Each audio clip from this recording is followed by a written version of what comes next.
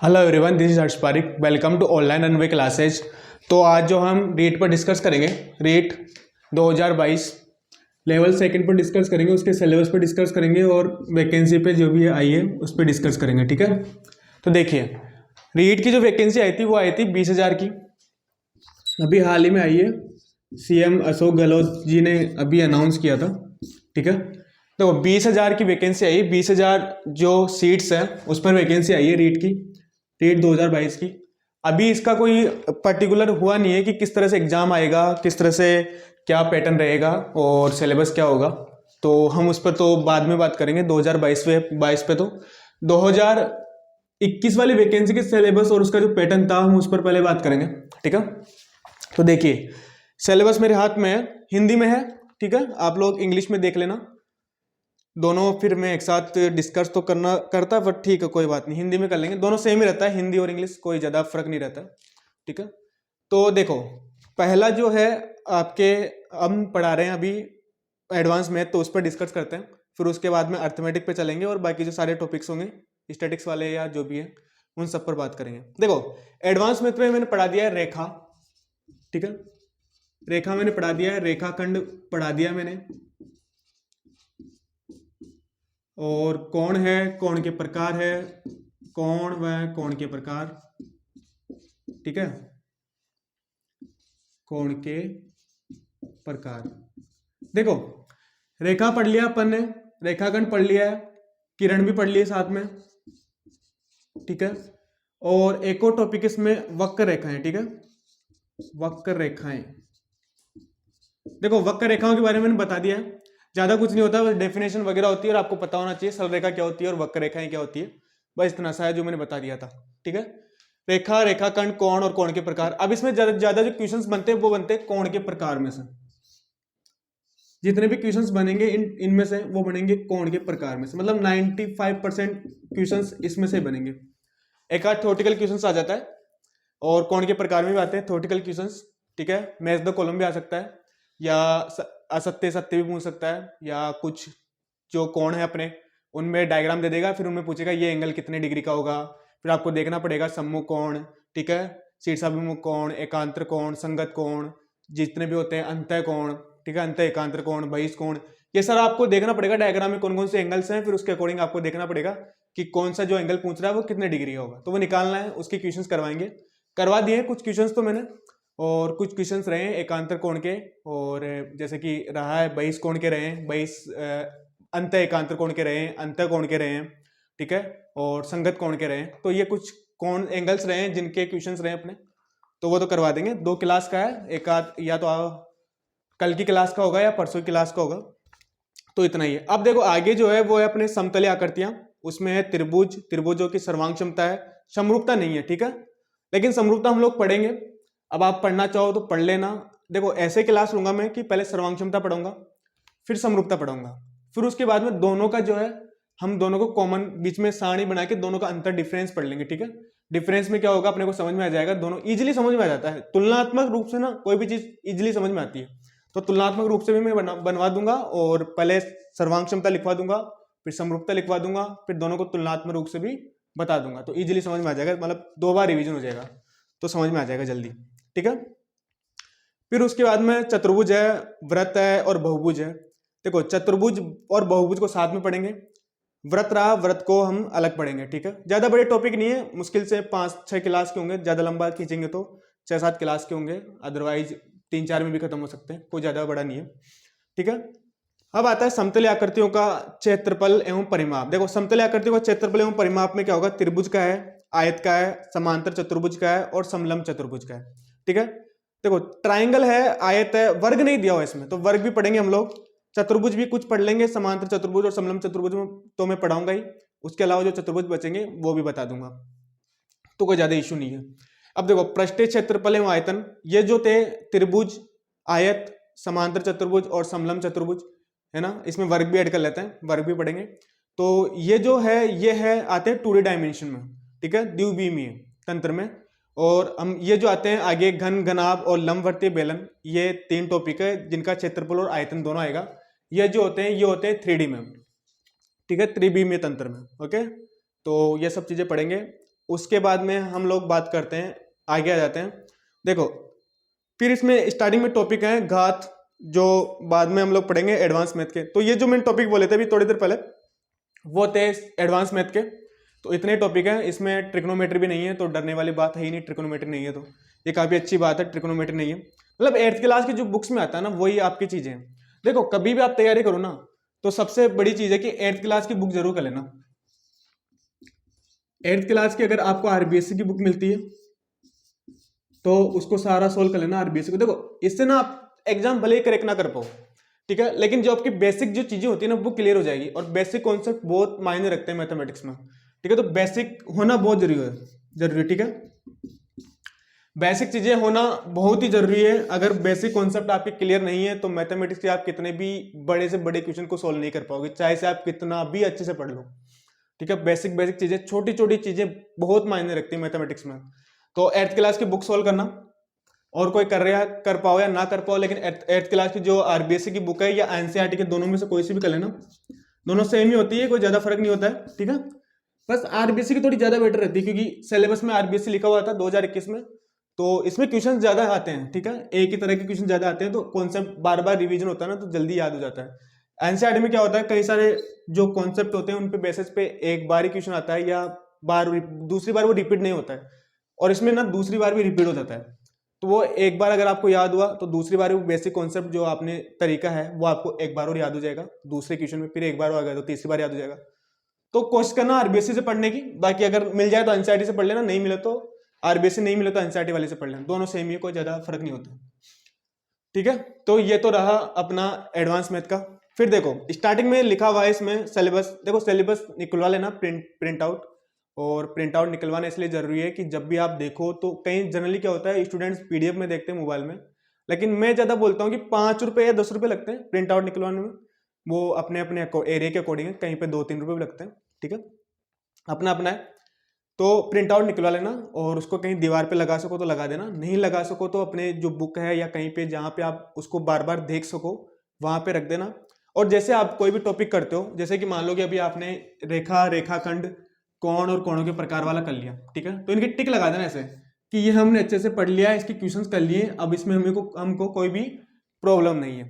Revision करो तो एक और टिक लगा देना कि रिवीजन भी हो गया है, ठीक है, या आर लिख देना कि रिवीजन भी हो गया, इसका अपने अच्छे से क्लियर हो गया, ठीक है। तो जैसे भी आप शॉर्ट में जो भी आपको लगे वो लिख देना, ताकि आपको पता रहे कि ये चीजें हमारे अच्छे से तैयार हो गई, और ये चीजें हमें और पढ़नी है, और ये चीजें हमें प्रिपेयर करनी है अच्छे से। तो ये ध्यान रखना। तो जो भी सिलेबस होता है उसे निकलवा लेना प्रिंट आउट, एक पेज का है, ज्यादा बड़ा भी नहीं है, ठीक है। मैथमेटिक्स का एक पेज का है, फिर देखो साइंस का अलग है, फिर आपकी जो 2 सब्जेक्ट होती है उसका अलग है, तो उसके अकॉर्डिंग निकलवा लेना, आपको जो भी अच्छा लगे, ठीक है। देखो इसमें फिर है घातांक, समान आधार की घातीय संख्याओं का गुणा तथा भाग, घातांक नियम, ठीक है। पावर्स है, पावर्स के कुछ रूल्स वगैरह हैं, उनका मल्टीप्लिकेशन है, डिविजन्स है, तो वो भी पढ़ लेंगे, ज्यादा मुश्किल नहीं है, थोड़ा सा ही है, कुछ नियम रूल्स होते हैं, उसके अकॉर्डिंग सारे क्वेश्चन सोल्व होते हैं। फिर आता है बीजीय व्यंजक, बीजीय व्यंजकों का योग, व्यवकलन, गुणा एवं भाग और सर्वसमीकरण, ये सब 8th क्लास की बुक में आता है, अच्छे से पढ़ लेना। और क्लास की पढ़ पाओ या ना पढ़ पाओ, 8th की जरूर पढ़ लेना, इजीली समझ में आ जाएगा, ठीक है। बेसिक चीजें क्लियर हो जाएगी, बाकी तो मैं पढ़ाऊंगा ही सारी चीजें, ठीक है। अब देखो गुणनखंड है, सरल बीजीय व्यंजकों का गुणनखंड है। फिर आता है समीकरण, सरल एकघातीय समीकरण है, द्विघातीय बहुघातीय समीकरण नहीं है आपके, ठीक है। फिर है वर्ग और वर्गमूल है, घन और घनमूल है, ये भी 8th क्लास की बुक में है, वर्ग और वर्गमूल, घन और घनमूल, तो इजीली आ जाएगा। 7th क्लास की भी कर लेना, कुछ 7th क्लास में भी मिल जाएंगे आपको। देखो वो मैंने बता दिया कि बेसिक चीजों के लिए करना, उससे आप एग्जाम क्रैक कर पाओ ये जरूरी नहीं है, बस आगे बेसिक कॉन्सेप्ट है, जो तरीका आता है नॉर्मली जनरली जो इजीली होता है कि किस तरह से सोल्व करते हैं, ठीक है, वो आपका एक बेसिक जो चीज होती है ना बिल्कुल लो लेवल वाला, वो आपका क्लियर हो जाएगा। तो आपको एक तरह से जोर नहीं आएगा पढ़ने में, जब भी आप क्लास लोगे तो इजीली समझ में आ जाएगा कि किस तरह से किया। एक तो आप बिल्कुल जीरो से पढ़ोगे, और एक थोड़ा सा बेसिक आपने क्लियर कर लिया है, फिर आप क्लासेस लोगे तो इजीली समझ में आ जाता है, इसलिए बोल रहा हूँ, ठीक है। अब देखो ब्याज है, सरल ब्याज है, चक्रवृद्धि ब्याज है, लाभ और हानि है, ठीक है, प्रॉफिट लॉस है, ब्याज वगैरह है, सरल ब्याज, चक्रवृद्धि ब्याज। फिर अनुपात एवं समानुपात है, समानुपाती भागों में विभाजन और भिन्न है। प्रतिशतता है, जन्म एवं मृत्यु दर है, जनसंख्या वृद्धि एवं ह्रास है, ठीक है। ये भी ज्यादा बड़े टॉपिक नहीं है, आराम से हो जाएंगे, थोड़ा सा टाइम लगेगा लेकिन हो जाएंगे, ठीक है। फिर आते हैं सांख्यिकी में। देखो सांख्यिकी भी 8th क्लास की बुक में दिया हुआ पूरा अच्छे से, बिल्कुल सारे ग्राफ दिए हैं आपको, ठीक है। ये वृत्तीय ग्राफ, पाई ग्राफ सारे दिए हुए हैं। तो सांख्यिकी में आंकड़ों का संग्रह एवं वर्गीकरण, बारंबारता, बटन सारणी है, मिलान चिन्ह, स्तंभवार है, लेखा चित्र एवं आयत लेखा चित्र है, लेखा चित्र एवं आयत लेखा चित्र है, वृत्तीय ग्राफ यानी पाई ग्राफ है, ठीक है। फिर उसके बाद में प्रोबेबिलिटी यानी प्रायिकता है। अच्छा ये रुको एक मिनट, ये छूट गया था। लेखा चित्र ग्राफ है, विभिन्न प्रकार के लेखा चित्र। फिर आता है प्रोबेबिलिटी यानी प्रायिकता है। देखो फिर जो नीचे टॉपिक है ना, नीचे दो पॉइंट है, उनमें से 4-5 क्वेश्चंस आते हैं। पिछली बार रीट में भी आए थे और इस बार भी आएंगे। एंगल में भी 1 या 2 क्वेश्चंस बनते हैं, कम से कम 1 तो बनेगा और 2 तो बन जाते हैं कभी कभी, ठीक है। 3 भी बन जाते हैं, वो डिपेंड करता है बनाने वाले पे, पर एंगल्स में से 1 क्वेश्चन तो कम से कम आता ही आता है। तो इसको अच्छे से पढ़ लेना। डायग्राम आ जाता है, उसमें एंगल पूछ लेता है, या तो ऐसे पूछ लेता है, जनरली डायग्राम ही आते हैं, डायग्राम में से पूछ लेते हैं, या हो सकता है थोड़ा लेवल बढ़ा दिया जाए, तो आपको बोल दिया जाए, थोड़ा सा थ्योरेटिकल दे दिया जाए घुमा के थोड़ा सा हल्का सा, तो वो है। बाकी ट्राइंगल में ज़्यादा बनते हैं चीज़ें, ठीक है। ट्राइंगल में डायग्राम नहीं देते हैं, और कई बार ट्राइंगल्स के कुछ थ्योरेटिकल इक्वेशंस दे देते हैं, फिर आपको खुद को डायग्राम बनाना होता है। एंगल में ज़्यादातर डायग्राम मिलता है, बहुत रेयर कंडीशन होती है, बहुत कम होता है चांसेस कि आपको थ्योरी दे दे फिर आपको खुद डायग्राम बनाना पड़े, ऐसे कम चांसेस होते हैं। बाकी ट्राइंगल में ज़्यादा चांसेस होते हैं, ठीक है। अब देखो गणित की प्रकृति एवं तर्क शक्ति, पाठ्यक्रम में गणित की महत्ता, गणित की भाषा, सामुदायिक गणित, मूल्यांकन, उपचारात्मक शिक्षण, शिक्षण की समस्याएं, ठीक है। ये सारी चीजें हैं जो मैंने बता दी है। अब मैं कुछ चीजें बताऊंगा कि आपको किस तरह से प्रिपरेशन करनी है और किस तरह से क्या क्या तैयार करना है। देखो रेखा, रेखाखंड, किरण, वक्र रेखाएं और कोण वाले पढ़ा दिया है। उसका टेस्ट होगा संडे को। पेपर मैंने ऑलमोस्ट कम बना लिया है, खुद से बना लिया है, ठीक है। सारे क्वेश्चंस मैंने अच्छे से डाले हैं, बहुत ही अच्छे डाले हैं, ठीक है। तो कुछ लेवल के भी हैं, कुछ इजी भी हैं, कुछ देखते हैं टिकोने वाले भी हैं, तो वो डिपेंड करता है आप पे, आप कितना अच्छे से कर पाते हो। तो एंगल का टेस्ट दे लेना, इजी है, कुछ ज़्यादा मुश्किल नहीं है, बस आप आराम से कर पाओगे। अगर अच्छे से आपने क्लासेस लिए तो मैक्सिमम क्वेश्चंस कर लोगे, आप सारे कर लोगे लगभग, ठीक है। तो देखो अब तैयारी कैसे करनी है वो देखना। देखो पहले तो मैंने बताया 8th क्लास की बुक RBSC वाली अच्छे से पढ़ना, या NCERT, दोनों में से कोई सी पढ़ लेना, दोनों ही अच्छी है, अपनी अपनी जगह दोनों अच्छी है। वो तो आपको आप पे ऊपर डिपेंड करता है आपको कौन सी ज़्यादा अच्छी लगती है, ठीक है। ये 2 बुक्स हैं। उसके बाद 7th क्लास की बुक भी देख लेना। अगर कोई टॉपिक 7th क्लास में आपको लगता है कि इसमें 8th क्लास में थोड़ा बहुत नहीं दिया हुआ है, कुछ कॉन्सेप्ट छोटे छोटे, तो 7th क्लास में देख लेना, ठीक है। और बिल्कुल ही आपको लगता है कि 8th क्लास की थोड़ी ऊपर से जा रही है, 7th क्लास की थोड़ी समझ में आ रही है, तो 6th क्लास की भी देख लेना, ठीक है। 6th क्लास जो है उसमें भी काफ़ी चीज़ दी हुई है, ठीक है। तो 6 से स्टार्ट करना, 6th 7th 8th, ठीक है, समझ में आ जाएगा इजीली। बहुत छोटी छोटी चीज़ें हैं, ठीक है, जो आपको छोटी छोटी चीज़ें समझ में नहीं आ रही है वो इन बुक्स में समझ में आ जाएगी, ठीक है। अब रही बात क्लासेज में ले रहा हूँ, ठीक है। क्लासेज हम लोग ले रहे हैं रेगुलर। अब जब भी अपनी क्लासेज होगी संडे को टेस्ट लेंगे। पिछले संडे को नहीं लिया था क्योंकि ज़्यादा थ्योरी हुई थी अपनी, कुछ क्वेश्चंस नहीं करवाए थे, तो ज़्यादा कोर्स भी नहीं हुआ था। फालतू में पेपर बनाने से या फिर ऐसे पेपर बनाने से जिससे कोई मतलब ही नहीं निकले, तो ऐसा पेपर बनाने से कोई मतलब नहीं था, ठीक है। तो अब संडे जो आ रहा है 1-2 दिन में, उसमें ये क्लास ये ले लेंगे, ठीक है। अपना टेस्ट हो जाएगा एंगल का और रेखा, रेखाखंड, किरण वाला, और उसमें एंगल भी आ जाएगा, एंगल के प्रकार वगैरह सब आ जाएंगे। तो स्टार्टिंग वाला टॉपिक अपना क्लियर हो जाएगा। और मैं बोलता हूँ अगर आपने टेस्ट दे लिया, टेस्ट में अच्छे से क्वेश्चंस कर लिए, ठीक है, तो गारंटी के साथ बोल रहा हूँ आप रीट में एक भी क्वेश्चन गलत नहीं करके आओगे, ठीक है। सारे क्वेश्चन सही करके आओगे एंगल के, तो ये तो गारंटी है मेरी, क्योंकि उसमें सारे क्वेश्चन डाले हैं मैंने, सारे टाइप्स के क्वेश्चन डाले हैं, तो इजीली समझ में आ जाएगा। अब देखो अब आती है पेपर जब आता है तो उसको सोल्व कैसे करना है, ठीक है। इसके बाद हम लोग बात भी करेंगे, जब कंफ्यूजन है कईयों को, सेकंड ग्रेड की तैयारी करें कि रीट की तैयारी करें, उस पर मैं बात करूंगा थोड़ी देर में, ठीक है। अब पेपर कैसे अटेम्प्ट करना है वो बात कर लेते हैं। देखो पेपर अटेम्प्ट करने का ना काफ़ी तरीके होते हैं, ठीक है। पहले हम लोग कौन कौन से सब्जेक्ट पहले करनी चाहिए उस पर बात कर लेते हैं। देखो जितने भी सब्जेक्ट है, 2 लैंग्वेज आती है, ठीक है। आपकी 2 लैंग्वेज है। ज़्यादातर स्टूडेंट जो होते हैं वो हिंदी, इंग्लिश और संस्कृत 3 ही चूज करते हैं, या तो हिंदी करेंगे या इंग्लिश करेंगे या संस्कृत करेंगे। और ज़्यादा मैंने देखा है कि हिंदी और संस्कृत ज़्यादा चूज करते हैं। इंग्लिश थोड़ा टफ लगती है क्योंकि मैं भी मानता हूँ कि इंग्लिश थोड़ा टाइम लेती है पेपर में, और थोड़ा सा टाइम का फर्क पड़ जाता है, 5-10 मिनट थोड़ा ज़्यादा लग जाता है पेपर में इंग्लिश लेने की वजह से, ठीक है। एक तो मैथ पहले टाइम खाती है, टाइम तो क्या, अगर प्रैक्टिस आपको तो थोड़ा जल्दी कर लोगे, और प्रैक्टिस नहीं है तो थोड़ा बहुत टाइम लग ही जाता है, फिर भी 30 से 40 मिनट के बीच में लग जाता है मैथमेटिक्स में। और इंग्लिश में भी लगभग इतना लग जाता है। अगर इंग्लिश अच्छी है तो 30 मिनट से कम में भी कर लोगे, थोड़ी कम अच्छी है तो 35 मिनट से 40 मिनट के समथिंग लग सकते हैं। संस्कृत और हिंदी में आराम से 30-30 मिनट में कर सकते हो आप, थोड़ा इजी पड़ जाता है। इजी तो कुछ भी नहीं है, लेकिन थोड़ा इजीली समझ में आता है, अपने रूटीन में रहता है ना कि हिंदी पढ़ते रहते हैं तो वो वाली बात है, इसलिए इजीली समझ में आ जाता है, ठीक है। तो वहाँ पे डिपेंड करता है आप कौन सी लैंग्वेज लेते हो, ठीक है। फिर आती है साइकोलॉजी, साइकोलॉजी आती है ठीक है। फिर आती है साइंस और मैथमेटिक्स, साइको आती है, उसके बाद में आती है साइंस, ठीक है। साइंस के बाद में आती है मैथमेटिक्स। देखो साइको, साइकोलॉजी, साइंस और मैथमेटिक्स है।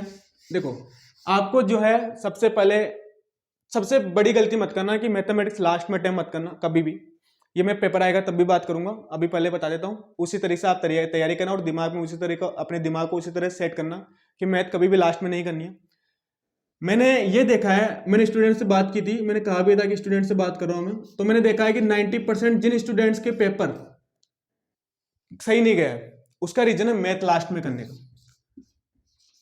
उन्होंने सबसे लास्ट में की मैथमेटिक्स, और उनके साथ ये हुआ कि उनके कम से कम 10 क्वेश्चन लास्ट में पेपर में छूट गए, 10 क्वेश्चन तो वो अटेम्प्ट भी नहीं कर पाए। सबसे बड़ा रीजन ये था। और ये मैंने जितने भी स्टूडेंट्स हैं जिनका पेपर खराब गया है, साइंस मैथमेटिक्स से स्टूडेंट हैं रीट में, मैथमेटिक्स वाले, उनका पेपर खराब जाने का रीजन था सबसे बड़ा मैथमेटिक्स लास्ट में अटेम्प्ट करने का। तैयारी अच्छे से की है, पूरे साल पढ़ाई की है, ठीक है। जितना टाइम मिला है, साल 2 साल पढ़ाई की है, 1.5 साल 2 साल जितना भी उनको टाइम मिला है, सारे अच्छे से तैयारी की है, बहुत अच्छे से लग रहा था कि इनका सिलेक्शन हो जाएगा। उन्होंने क्या किया, मैथमेटिक्स लास्ट में की, और टाइम कम रहने की वजह से इतना प्रेशर आ गया लास्ट में कि उनके कम से कम 5-10 क्वेश्चन तो उन्होंने अटेम्प्ट ही नहीं किए। और जो पहले किए थे 15 क्वेश्चन के, 5-7 क्वेश्चन तो ऐसे भी किए जो गलत करके आए लास्ट में। तो ये रीजन है। तो मैथमेटिक्स लास्ट में मत करना। देखो मैथमेटिक्स करने का एक तरीका होता है, या तो फर्स्ट अटेम्प्ट में कर लो।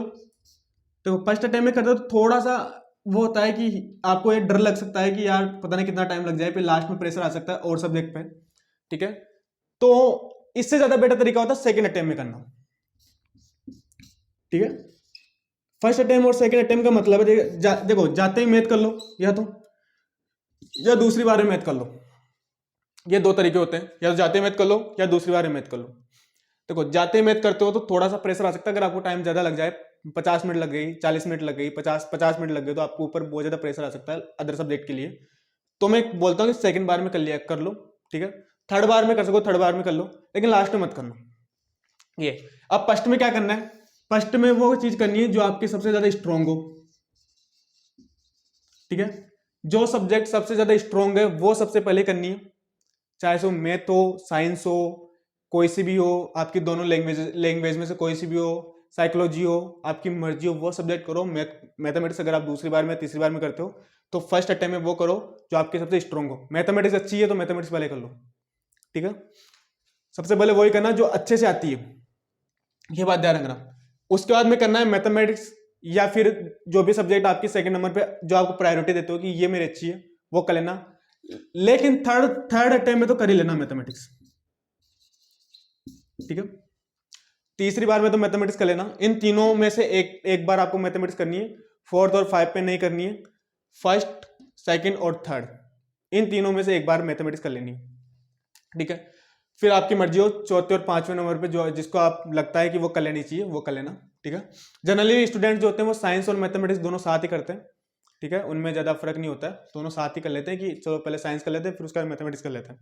तो ठीक है, पहले एक लैंग्वेज कर लो, कोई सी भी, हिंदी कर लो, हिंदी ज़्यादा इजी रहती है, सबको आती भी है, ठीक है। तो हिंदी कर लो।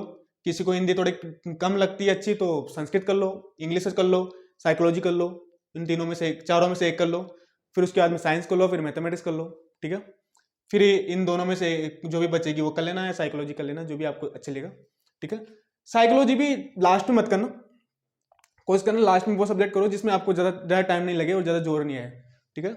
साइकोलॉजी में भी दिमाग लगाना पड़ता है, काफ़ी दिमाग लगाना पड़ता है, तो साइकोलॉजी हो सकता है पहले कर लो, जैसे आपको सही लगे वैसे कर लेना। लेकिन मैं एक ही चीज़ बोलूँगा, मैथमेटिक्स लास्ट में मत करना, बस इतना सा काम करना, या तो पेपर छूट जाएगा और आपको पता भी नहीं रहेगा। ठीक है, तो इस तरह से तैयारी करनी है कि पहले सोच लेना कि कौन सी सब्जेक्ट आपको पहले करनी है, कौन सी बाद में करनी है। वहां जाके डिसाइड मत करना पेपर देख के कि मुझे ये पहला करना है ये बाद में करना है। ठीक है, ये कभी भी मत करना। पेपर में सब चीजें सेम ही होती है, कोई चीज हार्ड आती है, कोई इजी आती है। पूरा पेपर अटेम्प्ट करोगे तो सब हो जाएगा। ठीक है, अब आती है ओएमआर भरने की बात। ओएमआर कैसे भरना है देखो, अब कैसे तैयारी करनी है वो भी बताऊंगा, पहले पेपर भी बता दे पेपर कैसे करना है। वो अभी इसलिए बता रहा हूँ ताकि आपके दिमाग में पहले रहे कि अपने को किस तरह से करना है, और उसी तरह से जब भी आप मॉडल पेपर सोल्व करो तो उसी तरीके से करो। ठीक है, देखो ओएमआर भरने का होता है कि आपके पास ब्लॉक्स आते हैं, फर्स्ट, सेकंड, थर्ड, ठीक है, और बाकी जितने भी ब्लॉक्स हैं 4, 5 जो भी आता है। ठीक है, आपके पास ब्लॉक्स आते हैं, हर एक ब्लॉक में 30 क्वेश्चन आते हैं। 1, 2 पिछले वाले पेपर के अकॉर्डिंग बता रहा हूँ, 2022 का कुछ भी अभी डिसाइड नहीं हुआ है। ठीक है, और वही पैटर्न रहेगा जितना मुझे लगता है, बस सिलेबस में थोड़ा बहुत ऊपर नीचे हो सकता है। अगर होगा तो अनाउंस जल्दी हो जाएगा, क्योंकि 2.5 महीने पहले बाद में पेपर ले रहे हैं तो जल्दी होना चाहिए, नहीं तो फिर पेपर बाद में जाएगा और कुछ नहीं है। इस तरह से 3, 4, 5 इस तरह से होते हैं। ठीक है, क्वेश्चंस। अब देखो इसका फर्स्ट तरीका होता है, या तो आप साथ के साथ क्वेश्चंस ओएमआर भरो। ठीक है, साथ के साथ भरने का मतलब होता है जैसे फर्स्ट क्वेश्चन आपने कर लिया पेपर में, तो फर्स्ट क्वेश्चन का जैसे कि मान लो बी पे आ रहा है, ए यहाँ पे है, बी यहाँ पे, ए का गोला ये है, बी का ये है, सी का ये है और डी का ये है। ठीक है, ठीक है, ये 4 गोले हो गए। अब फर्स्ट क्वेश्चन है, आपने फर्स्ट क्वेश्चन कर लिया पेपर में, और साथ के साथ मान लो बी आ रहा है आपके, तो बी भर दो पहले। फिर दूसरा क्वेश्चन किया, दूसरे क्वेश्चन में मान लो आपके पास आ रहा है सी आ रहा है, तो सी भर दो। ठीक है, एक तरीका ये होता है। देखो इस तरीके में ना सबसे बड़ी अच्छी चीज ये होती है कि आपके 99.99% चांसेस ये होते हैं कि आप कभी भी गलत नहीं भरोगे, गोला कभी भी गलत नहीं भरोगे। 99.99% चांसेस ये है। इस ट्रिक में कोई एक आध आपकी गलती से भर सकते हो, या कभी आपने पेपर में अच्छे से पढ़ा नहीं, उस तरीके से आप क्वेश्चन ही आपने गलत किया है, तो वो एक तरीका हो सकता है गलत भरने का। या आपने क्वेश्चन के नंबर अच्छे से नहीं देखे तो गलत भर सकते हो, अदरवाइज गलत नहीं भरोगे। 99.99% चांसेस ये होते हैं कि आप सही भरोगे साथ के साथ भरने में। लेकिन इसमें एक लॉस होता है कि इसमें ये लॉस है कि आपको कम से कम 4 से 5 मिनट ज्यादा लगेंगे। ठीक है, 4 से 5 मिनट आपको ज्यादा लग सकते हैं, डिपेंड करता है आपके ऊपर। वो भी बताऊंगा मैं किस तरह से आप कम कर सकते हो ओएमआर भरते टाइम अपने मिनट इजीली। ठीक है, तो 4 से 5 मिनट आपको लग सकते हैं पेपर में, ओएमआर भरने में ज़्यादा टाइम लग सकता है, इससे ज़्यादा नहीं लगेगा। 4 से 5 मिनट लग सकता है, क्योंकि मैंने भी काफ़ी एग्जाम्स दिए तो इस चीज़ का मुझे एक्सपीरियंस है। साथ साथ भरते हैं तो 4 से 5 मिनट ज़्यादा लगते हैं। अगर आपको प्रैक्टिस है तो, प्रैक्टिस नहीं है तो ज़्यादा भी लग सकता है। प्रैक्टिस है साथ साथ भरने की तो 4 से 5 मिनट लगेंगे। एक्स्ट्रा लगते हैं कईयों के, तो वो भी नहीं लगते हैं, बाकी लगते हैं एक्स्ट्रा। ठीक है, अब सेकंड तरीका ये होता है कि आप ब्लॉक्स वाइज भरो। जैसे कि फर्स्ट ब्लॉक के 30 क्वेश्चन है और आपने 30 क्वेश्चन कर लिए, तो फर्स्ट क्वेश्चन भर लो, फिर 30 क्वेश्चन करने के बाद फर्स्ट, सेकंड, थर्ड, फोर्थ जैसे 30 के 30 क्वेश्चन भर लो। ठीक है, एक ही तरीका होता है कि पहले फर्स्ट ब्लॉक के 30 क्वेश्चन कर लिए, फिर 30 क्वेश्चन भर लो। सेकंड वाले जो ब्लॉक है, ठीक है, जैसे मान लो फर्स्ट ब्लॉक में आपके साइकोलॉजी आई, साइकोलॉजी के 30 क्वेश्चन कर लिए तो 30 क्वेश्चन भर लो। फिर आपने सेकंड ब्लॉक में किया 30 क्वेश्चन, ठीक है, जो भी आपकी हिंदी आई, जो भी आपकी लैंग्वेज है, फर्स्ट लैंग्वेज, सेकंड लैंग्वेज जो भी है वो आई, उसको भर लो। ठीक है, फिर आपने मान लो संस्कृत के कर लिए, संस्कृत भर लो। फिर साइंस और मैथमेटिक्स करेंगे, वो भर लो। इस तरह से कर लो। कभी भी ये गलती मत करना पेपर में, जो जनरली कई सारे स्टूडेंट्स करते हैं। वो करते हैं 150 क्वेश्चन पहले सोल्व करते हैं और फिर ओएमआर भरने बैठते हैं। ठीक है, ऐसा आप करते हो तो बड़ी से बड़ी गलती कर सकते हो आप। देखो इसमें गलती क्या होती है, देखो ब्लॉक्स में गलत होने के चांसेस होते हैं लगभग 5% और सही होने के चांसेस होते हैं 95%। गलत भरने के चांसेस हैं, ठीक है, 5% और 90 से 95%, 90 से, ठीक है, 90 से 95% के बीच में आप सही भर दोगे लगभग। ब्लॉक्स जब आप भरते हो, अगर सही तरीके से देख के भरते हो तो भर दोगे। एक क्वेश्चन आपने गलती से छोड़ दिया बीच में तो गलत भी होंगे, तो एक आध क्वेश्चन गलत होगा बीच में भरने में। ठीक है, वैसे होता नहीं है, अगर आपको प्रैक्टिस है तो। नहीं प्रैक्टिस होती है, किसी किस्मत ही खराब है तो वो भर सकता है, गलत भी हो जाते हैं, तो वो है। लेकिन उसमें लगभग आप सारे सही भरोगे, लेकिन एक्स्ट्रा टाइम लगेगा। ब्लॉक्स में आप भरते हो तो आपको एक्स्ट्रा टाइम कोई नहीं लगेगा, ठीक है, सेम ही रहेगा। इसका और 150 क्वेश्चन का लगभग सेम ही रहता है, कोई 1 मिनट का फर्क पड़ता है, खींच के वो बिल्कुल नहीं पड़ता है, दोनों का सेम रहता है। अगर आप 150 क्वेश्चन भरते हो एक साथ तो आप गलती पता है कहाँ करते हो। एक तो जब आप भरने बैठोगे लास्ट में प्रेशर आ जाता है, 150 क्वेश्चन लास्ट में भरते हो तो आप बोलोगे 15 मिनट में मैं 150 क्वेश्चन भर दूंगा, आपको लगता है भर दोगे, ठीक है भर भी दोगे, अच्छी बात है, और भर भी सकते हो, 10 मिनट में भर देते हैं भरने वाले तो। लेकिन जब आप जल्दी जल्दी में भरोगे ना, तो एक तो गोला सही से नहीं भरोगे, सबसे बड़ी बात तो ये है, ठीक है।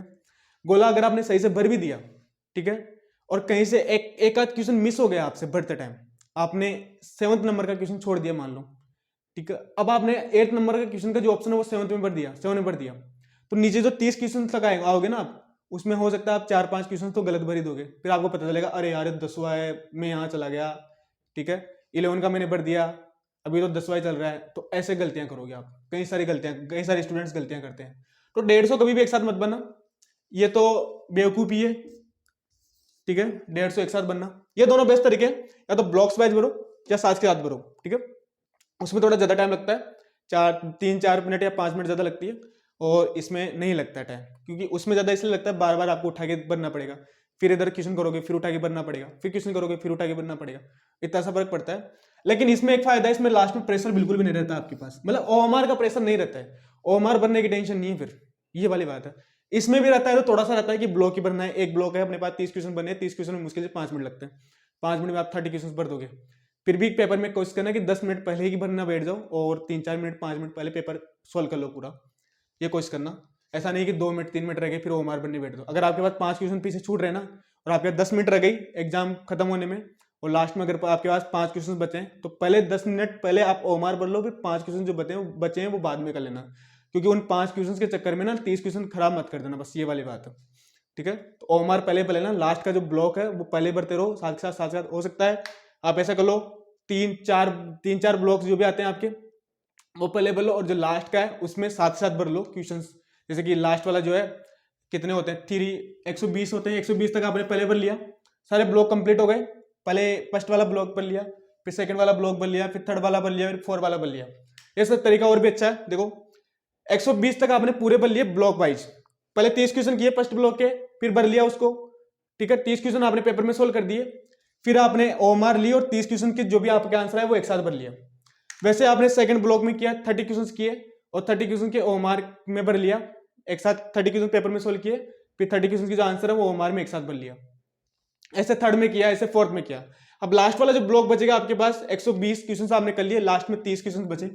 अब इस 30 क्वेश्चन बताया आपको क्या करना है, ठीक है, सबसे अच्छा तरीका बता रहा हूं। 30 क्वेश्चन में बताइए आपको क्या करना है, 30 क्वेश्चन में आपको करना है साथ के साथ भरो। फिर 31 आपको क्या 121 वाला कर लिया, ठीक है, एक क्वेश्चन किया ओएमआर में भर दो उसी को, फिर दूसरा किया 22 वाला, फिर ओएमआर में भर दो, फिर तीसरा किया फिर भर दो। लास्ट वाले ब्लॉक की बात करूं, जो लास्ट में ब्लॉक बचेगा उसमें पहले सारे ब्लॉक भर दिए, फिर लास्ट में बताया इसमें फायदा क्या रहेगा, आपके पास प्रेशर नहीं रहेगा कि लास्ट में अभी तक अपने को 20 क्वेश्चन 30 क्वेश्चन भरने, फिर आपको रहेगा क्वेश्चन करते जा रहा हूं भरते जा रहा हूं, क्वेश्चन करते जा रहा हूं भरते जा रहा हूं, क्वेश्चन करते जा रहा हूं भरते जा रहा हूं, ये वाली बात है। इसमें आपके टाइम भी ज्यादा नहीं लगेगा, मुश्किल से 1 मिनट ज्यादा लग जाएगी, 1 मिनट को ज्यादा फर्क नहीं पड़ेगा, मुश्किल से लगेगा वो भी, ठीक है, आपको प्रैक्टिस है तो वो भी नहीं लगेगी। तो इसमें ये बेनिफिट है, साथ के साथ भरने में सारे क्वेश्चन ब्लॉक वाइज भर लो, और जो लास्ट वाला ब्लॉक पड़ता है उसमें 30 क्वेश्चन जो बचते हैं उसको साथ साथ भर लो, ताकि आपके पास लास्ट में प्रेशर ना रहे। तो ये सबसे अच्छा तरीका है, ठीक है। तो 3 तरीके बता दिए, 2 ही तरीके बताने वाला था, एक और पता याद आ गया तो वही बता दिया, और कोई याद आएगा अच्छा लगेगा तो वही बता देंगे।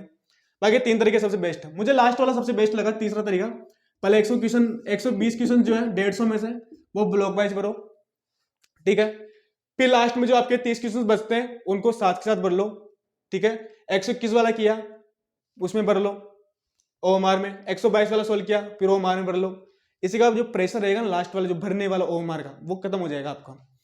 तो ठीक है, आपका जो मर्जी लगे, जो अच्छा लगे वो तरीका अपना लेना। थर्ड वाला तरीका मुझे अच्छा लगा, ठीक है। अब आपकी मर्जी, आपको कौन सा तरीका अच्छा लगता है। तो ये तो रही ओएमआर की बात, और हमने बता लिया कि हमने ये भी डिस्कस कर लिया कि पहले कौन सी सब्जेक्ट करनी है। मैथमेटिक्स कभी भी लास्ट में मत करना, ठीक है। जनरली ये स्टूडेंट्स बोलते हैं कि मैथमेटिक्स लास्ट में करना है, लेकिन मत करना। ये रीट फर्स्ट लेवल वालों की बात नहीं है, सॉरी सेकंड लेवल वालों की बात नहीं है, फर्स्ट लेवल वालों के लिए भी बोल रहा हूँ, उन्हें भी मैथ लास्ट में नहीं करनी है। उनका भी पेपर इसीलिए खराब हुआ था कि मैथमेटिक्स लास्ट में अटेम्प्ट की थी, ठीक है। 2021 का यही रीजन था पेपर खराब जाने का कईयों का। और आपको अगर लगता है कि ये रीजन नहीं है, तो स्टूडेंट से जाके बात करना, वो बता देंगे आपको। जिनका भी पेपर अच्छे से नहीं गया है उनका यही रीजन था, मैक्सिमम स्टूडेंट्स का। ठीक है। चलो अब आती है कि तैयारी कैसे करनी है। ठीक है, देखो तैयारी है, आपने पेपर पहले दिया है रीट का 2022 वाला, तो आपको क्या करना है जनरली 2021 वाला है ना। देखो अगर आपने 2021 वाला पेपर दिया है रीट वाला, तो आपको पेपर उठाना है वापस। ठीक है, आपको ये एक्सपीरियंस तो हो गया होगा कि आपके कौन कौन से टॉपिक वीक थे जिनमें से आपको क्वेश्चंस अटेम्प्ट नहीं हुए आपके, और कौन कौन से क्वेश्चंस थे जो आपने अच्छे से कर लिए। पेपर में आपको एक्सपीरियंस हो गया इस चीज का। अगर आप भूल गए हो तो पेपर उठाओ, पेपर में मिलाओ, आंसर की मिलाओ, और फिर देखो कि कौन कौन से टॉपिक्स ऐसे थे जिनमें से आपके क्वेश्चंस गलत हुए हैं, या आपने गलत किए हैं, या आपको नहीं आए हैं। वो टॉपिक्स आप पहले पढ़ो। ठीक है, जिन टॉपिक्स में से आपके क्वेश्चंस नहीं आए आपको और जो गलत हुए हैं वो टॉपिक आप सबसे पहले पढ़ो, फर्स्ट चीज। सेकंड चीज, जो टॉपिक्स आपके अच्छे हैं उनका रिवीजन करो। देखो रिवीजन करते हो तो टाइम नहीं लगता, ये सबसे बड़ी बात है। जब भी आप रिवीजन करते हो, जो जितना आपने स्टार्टिंग में पढ़ने में टाइम खराब किया, जैसे एक टॉपिक एक चैप्टर पढ़ने में आपने मान लो 5 दिन लगाए, 10 दिन लगाए, ठीक है, मानते हैं 4-5 दिन, 10 दिन मैक्सिमम होते हैं, 10 दिन लगा दिया आपने। अब आप रिवीजन करोगे ना तो वही टॉपिक आप 2 या 3 दिन में क्लियर कर लोगे, ये फैक्ट है। ठीक है, टाइम लगेगा, कई सारे स्टूडेंट्स जो बहुत पहले छोड़ दिया उन्होंने, ठीक है, तो उनको टाइम लग सकता है, लेकिन इतना टाइम नहीं लगेगा जितना स्टार्टिंग में लगा था। और मैथमेटिक्स तो ऐसे सब्जेक्ट है जिसमें अगर आप नोट्स आपने बनाए ना, क्लासेस लिए ऑनलाइन, मैं आपको बोलता हूँ मुश्किल से 10-15 मिनट लगती है दोबारा रिवीजन करने में। और ऐसा चाहिए अगर एक बार आपने अच्छे से पढ़ लिया ना, तो एक टॉपिक पढ़ने में आपको मुश्किल से 2 घंटे या 3 घंटे लगेंगे। ठीक है, ज्यादा से ज्यादा 5 घंटे मान लो, किसी को समझ में आता है 10 घंटे मान लो, 10 घंटे ज्यादा नहीं लगेंगे। ये तो ज्यादा हो गया 10 घंटे, तो मैंने बहुत ज्यादा बता दिया, लेकिन 5-6 घंटे लगते हैं नोट्स पढ़ने में। ठीक है, फिर डिपेंड करता है आप कितने क्वेश्चन सोल्व करते हो। और मैथमेटिक्स नोट्स के भरोसे ही मत रहना। मैं एक चीज बताता हूँ, नोट्स होते हैं वो होते हैं कॉन्सेप्ट आपके क्लियर करने में। ठीक है, नोट्स पढ़ना बहुत जरूरी होता है, कहीं ऐसा नहीं है कि बुक उठा के पढ़ने लग जाओ। अगर आप कोई बुक पढ़ते हो तो मैं आपको ये बोलता हूँ कि गारंटी के साथ बोलता हूँ, आप पेपर करेक्ट करना आप कर पाओ, ये पॉसिबल नहीं है। ठीक है, जब तक आपने ऑनलाइन समझा नहीं है, क्लासेस नहीं देखी है, जब तक आपने कॉन्सेप्ट को अच्छे से समझा नहीं है, ठीक है, आपको समझ में नहीं आया कि क्वेश्चन कैसे सोल्व किया है, तब तक आप पेपर क्लियर कर पाओ, ये पॉसिबल नहीं है। बहुत चांसेस कम हो जाते हैं आपके। ठीक है, मैं नहीं बोलता कि कई सारे स्टूडेंट्स होते हैं जो सेल्फ स्टडी करके भी आगे बढ़ते हैं। सिर्फ मैथ की बात कर रहा हूं मैं, अदर सब्जेक्ट की बात नहीं कर रहा हूं, मैथमेटिक्स की बात कर रहा हूं। क्योंकि मैथमेटिक्स में क्या होता है, देखो समझना पड़ता है। 2 चीजें होती है, एक तो आप खुद समझो, एक आपको कोई आपको समझा रहा है। तो खुद समझते हो तो उसमें टाइम लगता है। जो क्वेश्चंस आपको कोई समझा रहा है वो 5 या 10 मिनट में आपको समझा देगा। खुद समझोगे तो उसको 15 से 20 मिनट में समझोगे, और वो भी पूरा समझ पाओ ये भी गारंटी नहीं है। तो कोशिश करना, क्लासेज लो, ठीक है, फिर क्वेश्चंस देखो, उसमें समझो, और सबसे बड़ी बात है वीकली टेस्ट दो। वीकली टेस्ट देते हो और टॉपिक वाइज टेस्ट दो। जब भी आप कोई बुक लेके आओ तो सबसे पहले वो बुक चूज करना जो पुराने क्वेश्चंस आए हैं अपने, जो भी आपकी स्टेट गवर्नमेंट के, देखो रीट का ले लो, या फिर थोड़ा हेवी लेना तो एसएससी का ले लो। इस बार जो है पेपर जो है वो आएगा हार्ड, थोड़ा सा हार्ड आएगा पिछले बार से। पिछली बार का जो पेपर था वो इजी आया था, इस बार हार्ड आने के चांसेस इसलिए ज्यादा है क्योंकि अभी आपने ताजा 2021 का रीड दिया है, तो चांसेस है कि हार्ड आ सकता है पेपर। ठीक है, तो थोड़ा सा हार्ड आ सकता है। तो अगर आपको लेवल बढ़ाना है तो एसएससी के क्वेश्चंस करो, इजीली आपको समझ में आ जाएगा। और आपको लगता है कि एसएससी वाले नहीं करने तो फिर आप अपना देख लो, जो भी आपको लगता है कि रीट वाले क्वेश्चन उठाओ, ठीक है, रेलवे के उठाओ, ग्रुप डी के, जो भी आपको लगता है कि ये मैथमेटिक्स आती है और ये टॉपिक इन एग्जाम्स में, उनके पुराने एग्जाम्स उठाओ। राजस्थान बोर्ड वाले के जितने भी एग्जाम्स, आरबीएससी वाले, ठीक है, आरबीएससी के जितने भी एग्जाम्स होते हैं, राजस्थान के जितने भी एग्जाम्स होते हैं, जितनी वैकेंसीज हैं, उनमें जो मैथमेटिक्स आती है, कॉमन टॉपिक्स हैं, उनकी बुक लेके आओ, वहां से क्वेश्चंस करो। कोई भी बुक सबसे अच्छी वही होती है जो पुराने पेपर होते हैं, ठीक है, और उसमें भी सबसे अच्छी चीज होनी चाहिए, टॉपिक वाइज होना चाहिए। ठीक है, टॉपिक वाइज, जैसे कि मान लो एंगल का आपने पढ़ लिया, एंगल का टॉपिक चल रहा है, ठीक है, अब ये जो एंगल का टॉपिक है इससे रिलेटेड सारे क्वेश्चंस एक साथ ही होने चाहिए आपके बुक में। ऐसा नहीं है कि पेपर दे रखा है 2021 का, फिर उसमें 2 क्वेश्चन एंगल के ढूंढने बैठ जाओ आप, फिर एक और पेपर देखो मॉडल पेपर में, फिर उसमें 2 क्वेश्चन एंगल के ढूंढने बैठ जाओ। ऐसी बुक नहीं लानी है आपको, ऐसे तब लानी है जब आप पूरा कोर्स अच्छे से कर लोगे, जब आपके सारे टॉपिक आप पढ़ लोगे और अच्छे से प्रिपेयर हो जाओगे पेपर देने के लिए, तब आपको ऐसी बुक लानी है जिसमें मॉडल पेपर्स हो। और जैसा पेपर आता है ना आपके एग्जाम में, रीट के एग्जाम में, वैसा ही पेपर आपको घर पे बैठ के देना है, और उसका जितना आपको लिमिट टाइम मिलता है उसी टाइम में आपको सोल्व करना है वो मॉडल पेपर। ठीक है, वो तब किया जाता है जब आपका जो सारा कोर्स है वो अच्छे से हो गया है। सब सब्जेक्ट का, सारी ऑल सब्जेक्ट का आपका अच्छे से कोर्स हो गया, तब वो मॉडल पेपर सोल्व करना है। उसके पहले आपको क्या करना है, उसके पहले आपको टॉपिक वाइज एक बुक लेके आनी है, कोई सी भी अच्छी सी बुक्स, एक आध दो तीन जो भी बुक्स आप चूज करो वो चूज कर लो, ठीक है। और थोड़ी लेवल अगर आपका अच्छा है, आपकी मैथमेटिक्स और अच्छी है तो एसएससी के करो। अगर थोड़ी आपको लगता है कि नहीं एसएससी के थोड़ी मेरे लिए हार्ड पड़ जाएंगे तो कोई बात नहीं है, जो राजस्थान की जो वैकेंसी आती है उनके लो, ठीक है। एसएससी में क्या थोड़ा सा हल्का सा लेवल ज्यादा होता है, ज्यादा तो नहीं होता है पर थोड़ा सा ज्यादा होता है, ठीक है। तो वो एक बेनिफिट मिल जाता है और इस बार पेपर हार्ड आने के चांस थोड़ी ज्यादा है, ठीक है। तो ये है 2021 का जिसने दिया उसको बेनिफिट है। जो आपके टॉपिक्स वीक हैं उसकी तैयारी करो, जो आपने पिछली बार जो आपने गलतियां की है वो गलतियां दोबारा नहीं दोहरानी है, उनसे सीखो, ठीक है। और कुछ स्टूडेंट जिन्होंने एग्जाम दिया है उनसे भी सीखो, उनसे पूछो कि क्या आपने गलतियां की थी, या जिनका पेपर अच्छे नंबर आ रहे हैं उनसे पूछो कि आपने क्या पढ़ा था जिसकी वजह से आपके अच्छे नंबर आ रहे हैं, ठीक है। तो देखते हैं सिलेबस आने के बाद में डिस्कस करते हैं अच्छे से, अभी तो सिलेबस आया भी नहीं। तो पुराना ही मैंने बताया, जो जो टॉपिक्स थे वो मैंने बता दिए, ठीक है। वो सारे टॉपिक्स में पढ़ा दूंगा और मुझे नहीं लगता कि कुछ चेंजेस होंगे इसमें। मैथ में तो मुझे लगता है कि शायद मुश्किल से एक आध टॉपिक ही चेंज होनी चाहिए, जितना वो कर सकते हैं, ठीक है। क्योंकि जितने टॉपिक्स हैं 8th तक आनी चाहिए वो तो सारे डाल दिए उन्होंने लगभग लगभग, ठीक है। कुछ एक आध टॉपिक्स हैं जो मुझे लगता है कि वो डाल देने चाहिए, तो डाल देंगे, हो सकता है डाल दे, हो सकता है नहीं भी डाले तो अच्छा है, यही सिलेबस सेम रहता है तो आपके लिए तो अच्छा है, ठीक है। थोड़ा बहुत ऊपर नीचे होता है तो उस हिसाब से अपन थोड़ा ऊपर नीचे कर लेंगे, पढ़ा लेंगे, ठीक है। तो संडे को टेस्ट है, संडे को टेस्ट देना, ठीक है। संडे को एंगल वाला टेस्ट है, एंगल है रेखा, रेखाखंड और रे आएगी यानी कि किरण आएगी, और उसके बाद में एंगल कोण आएगा और कोण के प्रकार आएंगे। एक आध क्लास रही है जो अपने पास टाइम है उसमें डल जाएगा, कल मैं किसी रीजन से नहीं डाल पाया क्लास तो कोई बना हो जाता है कभी कभी, ठीक है। यहाँ बारिश बहुत तेज आ रही है और लाइट जो है वो आती है जाती है आती है जाती है, तो क्या ही कर सकते हैं अब पूरा पूरा अगर आप बनाते हो शूट करते हो वीडियो तो टाइम लगता है, क्योंकि लाइट आ रही है, फिर थोड़ी देर आप 5-10 मिनट लाइट आई फिर चली गई, फिर वही वाली बात है। फिर एक क्वेश्चन समझाने बैठा फिर लाइट आ जाएगी, ठीक है। क्वेश्चन कराने बैठा आधा क्वेश्चन हुआ फिर लाइट चली गई, क्या ही मतलब निकलेगा वीडियो बनाने में। तो काफ़ी परेशान हुआ मैं कल, ठीक है। अब क्या ही कर सकते हैं, कोई ना, तो हो जाता है कभी कभी, ठीक है। तो आज वीडियो डली जाएगा, ठीक है। तो ये है, अब तैयारी करते रहना और कुछ नहीं है। जो आपने गलतियां की ना उनसे सीखना कि आपने क्या क्या गलती की है, जिसका क्लियर हो रहा है उसके लिए तो अच्छी बात है। और रही बात, एक चीज और मुझे डिस्कस करनी थी कि रीड की तैयारी करें कि सेकंड ग्रेड की तैयारी करें, ठीक है। ये काफी स्टूडेंट्स के साथ प्रॉब्लम चल रही है अभी। फर्स्ट ग्रेड की तो लोग कर नहीं रहे हैं, पर सेकंड ग्रेड फर्स्ट ग्रेड की भी कर रहे हैं कुछ लोग, लेकिन पोस्ट जो है वो कम है थोड़ी मैथमेटिक्स की, तो इसलिए थोड़ा कम ही सोच रहे हैं स्टूडेंट्स फर्स्ट ग्रेड के बारे में। देखो सेकंड ग्रेड और रीट, ठीक है, रीट और सेकंड ग्रेड, ग्रेड सेकंड, ठीक है जी लिख देते हैं। चलो देखो ग्रेड सेकंड और रीट 2022, ये काफी स्टूडेंट के साथ ही हो रहा है। वो ये सोच रहे हैं कि क्या करें क्या करें क्या करें क्या करें, ठीक है।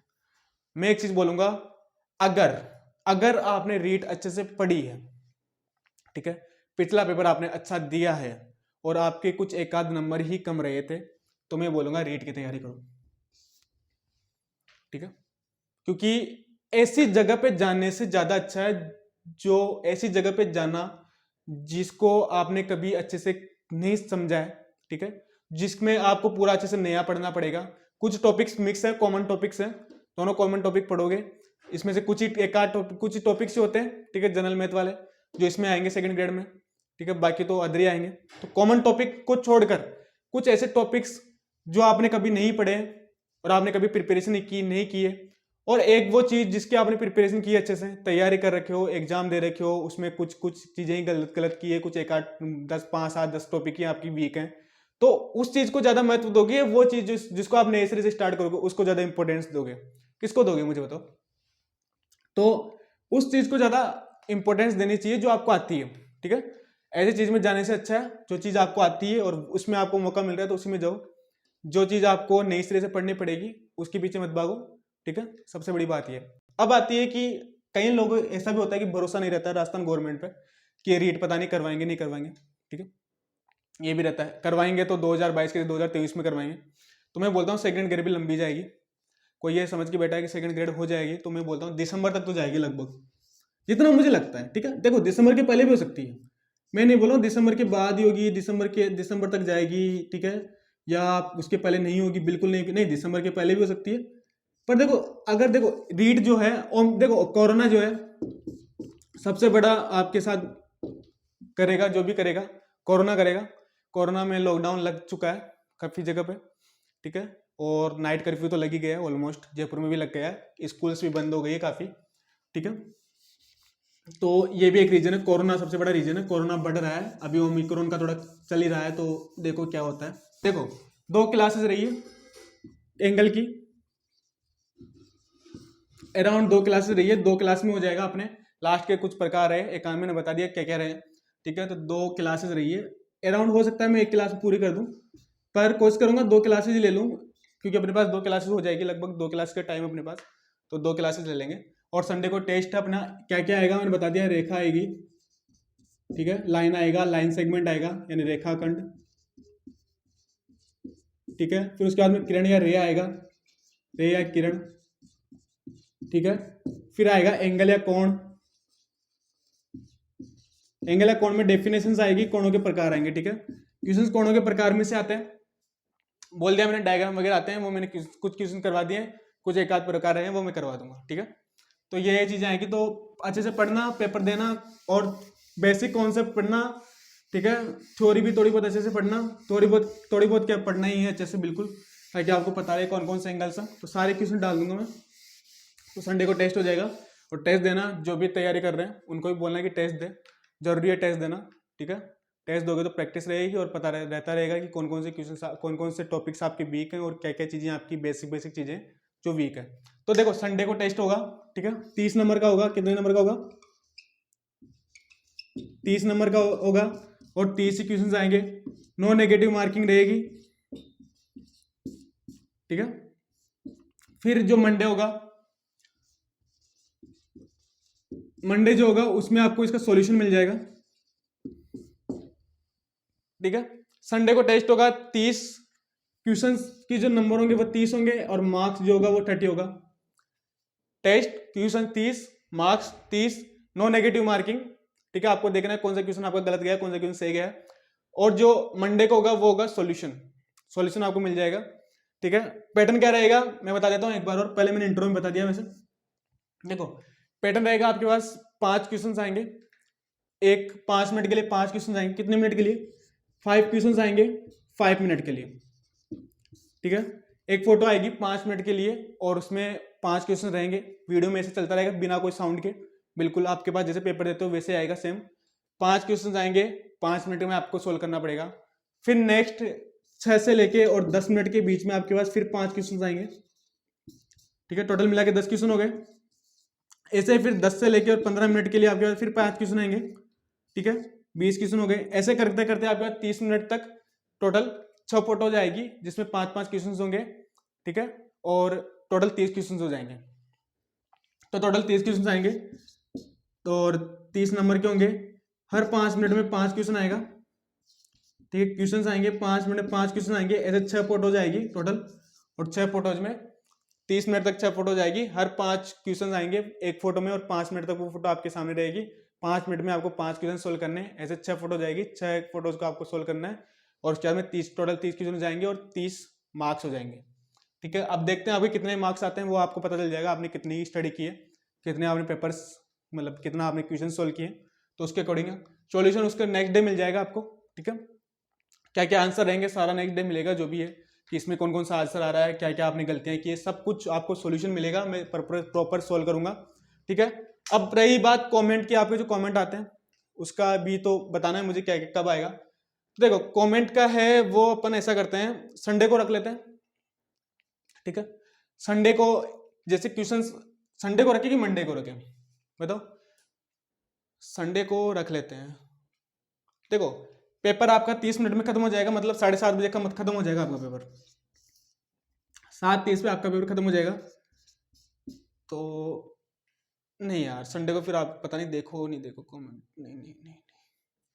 चलो ऐसा करते हैं, अभी के लिए ना मंडे का जो सॉल्यूशन होगा ना, सॉल्यूशन स्टार्ट करने से पहले कमेंट पढ़ लेंगे हम लोग, ठीक है। तो मंडे को जो सॉल्यूशन होगा उसके स्टार्ट होने से पहले कमेंट पढ़ लेंगे, ठीक है। तो ऐसा कर लेंगे, तो ये ज़्यादा बेस्ट रहेगा।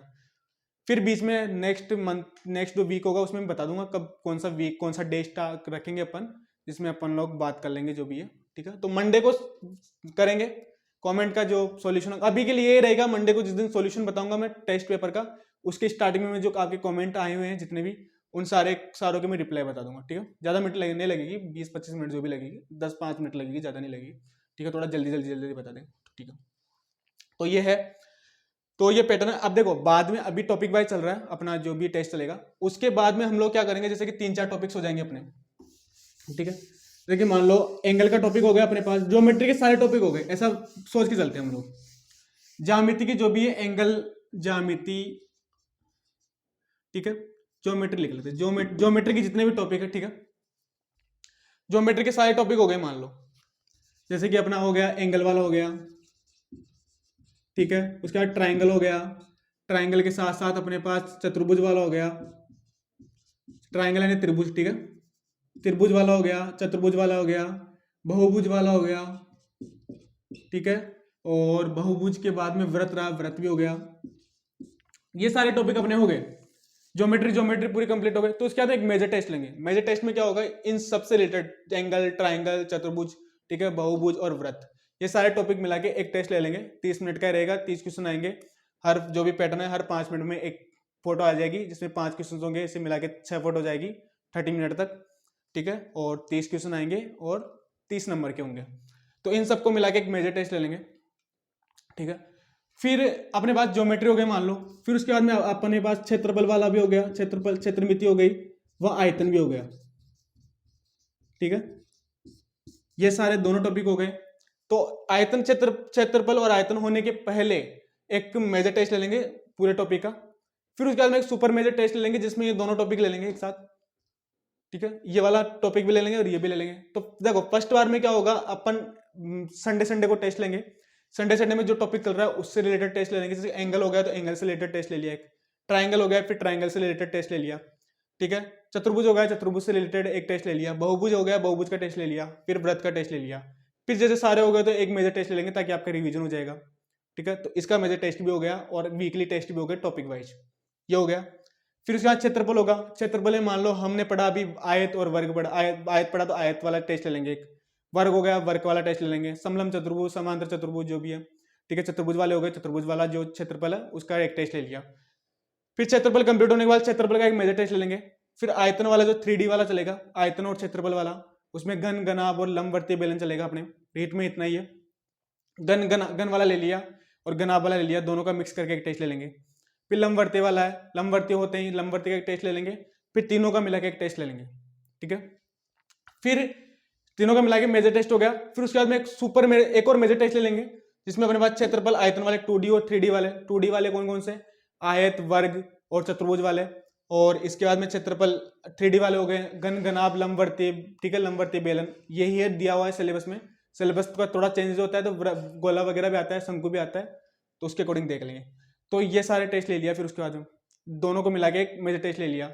फिर लेंगे super major test. Super major test में अपनी ज्योमेट्री और क्षेत्रफल, आयतन वाला जितना पढ़ा है वो दोनों मिला के सुपर मेजर टेस्ट में ले लेंगे, ठीक है। ये सारा पैटर्न रहेगा अपना, जो भी आगे चलेंगे उसके टॉपिक वाइज टेस्ट लेते रहेंगे।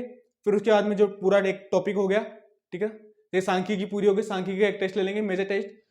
फिर सांख्यिकी पूरी होते हैं अपने पास एडवांस मैथ भी हो गई, और उसके पहले अगर अर्थमेटिक करवाएंगे तो अर्थमेटिक भी हो जाएगी, ठीक है। जैसे एग्जाम्पल के तौर पे लेते हैं, ठीक है, सांख्यिकी उठाते हैं, अर्थमेटिक और एडवांस मैथ पे चलते हैं अपन लोग, ठीक है। पहले मान लो कि ये हो गई एडवांस मैथ पूरी, तो एडवांस मैथ का एक मेजर टेस्ट ले लेंगे पूरा मिला के, पूरी एडवांस मैथ का। फिर जैसे अर्थमेटिक हो गई, धीरे धीरे वॉइस पैटर्न रहेगा अर्थमेटिक में, टॉपिक वाइज टेस्ट लेंगे। फिर एक पूरा टॉपिक हो गया तो उसका एक मेजर टेस्ट ले लेंगे, ठीक है। फिर अर्थमेटिक का सुपर मेजर टेस्ट चलते रहेंगे। फिर अर्थमेटिक कंप्लीट हो गई तो अर्थमेटिक और एडवांस मैथ को मिला के एक और सुपर मेजर टेस्ट ले लेंगे। तो इससे क्या होगा कि आपका रिवीजन भी चलता रहेगा, टेस्ट भी चलते रहेंगे, टॉपिक वाइज टेस्ट होंगे। फिर जैसे पूरा चैप्टर होगा, क्षेत्रफल वाला पूरा चैप्टर हो गया तो उसका पूरा टेस्ट हो जाएगा। फिर उसके बाद में जो एडवांस मैथ हो गई उसका एक सुपर मेजर टेस्ट हो जाएगा। पिछले जो टॉपिक्स हैं जो मैंने पढ़ाए हैं पहले एडवांस मैथ में, ज्योमेट्री और क्षेत्रफल वाली है, उसको मिला के एक सुपर मेजर टेस्ट हो जाएगा।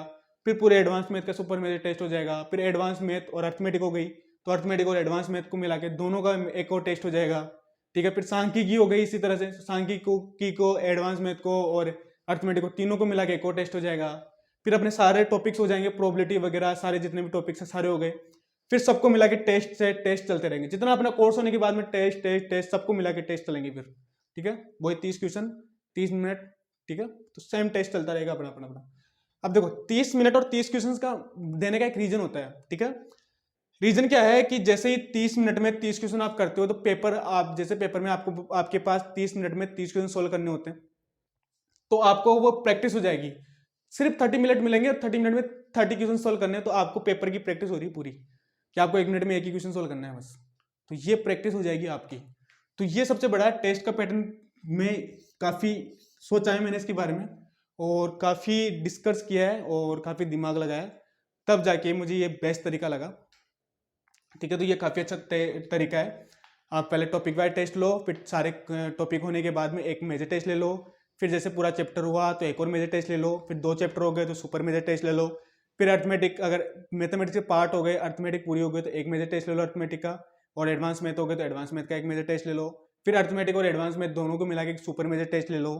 तो इस तरह से major to super major test चलते रहेंगे, तो वो एक हो जाएगा। मैं इन्फॉर्मेशन देता रहूँगा, ठीक है। ज़्यादा मतलब वो मत होना, कंफ्यूज मत होना, मैं सारी इन्फॉर्मेशन देता रहूँगा कब कौन सा टेस्ट होगा, और उसके पहले 7 दिन पहले बता दूंगा कि नेक्स्ट टेस्ट में क्या क्या आएगा, ठीक है। तो वो वाली बात। चलो, तो ये हो गई टेस्ट की बात। तो संडे को टेस्ट हो जाएगा, दे लेना अच्छे से, और अच्छे से क्वेश्चन काफ़ी अच्छे हैं, आप अच्छे से करोगे तो हो जाएगा इजीली, ठीक है। चलो, तो अब नेक्स्ट क्लास में मिलते हैं। अपने जो कुछ एंगल्स के कुछ प्रकार रहे हैं तो वो करवाने हैं मुझे, तो मैं करवा दूंगा। ज़्यादा मुश्किल नहीं है, बस थोड़े से ही हैं। एंगल के कुछ प्रकार है तो मुझे करवाने हैं तो मैं करवा दूंगा, ठीक है। तो ज़्यादा नहीं टाइम लगेगा, बस एक क्लास या 2 क्लास लगेगी, 2 लगेगी, क्योंकि टाइम लगेगा, समझाना तो पड़ेगा ना, डायग्राम वगैरह बनाऊंगा, फिर उसमें एक एक चीज़ समझाऊंगा, तो समझाने में ज़्यादा टाइम लगता है, करने में कुछ टाइम नहीं लगता, समझाने में टाइम लगता है। समझा के बताना पड़ेगा, तो एक क्वेश्चन में 5 मिनट 10 मिनट भी लग सकते हैं, तो टाइम लगेगा, ठीक है। तो ठीक है, फिर कल मिलते हैं नेक्स्ट क्लास में, और एंगल वाली क्लास रहेगी, अपने 2 क्लासेस रही है, दोनों क्लास करवा देंगे, फिर टेस्ट संडे को होगा, तो टेस्ट पे डिस्कस कर लेंगे, और फिर मंडे को अपना जो टेक्स्ट का सॉल्यूशन बता दूंगा, और जो कमेंट आपके उसी में बता दूंगा सॉल्यूशन के साथ ही, ठीक है। तो चलो ठीक है, फिर मिलते हैं ना, ठीक है, चलो।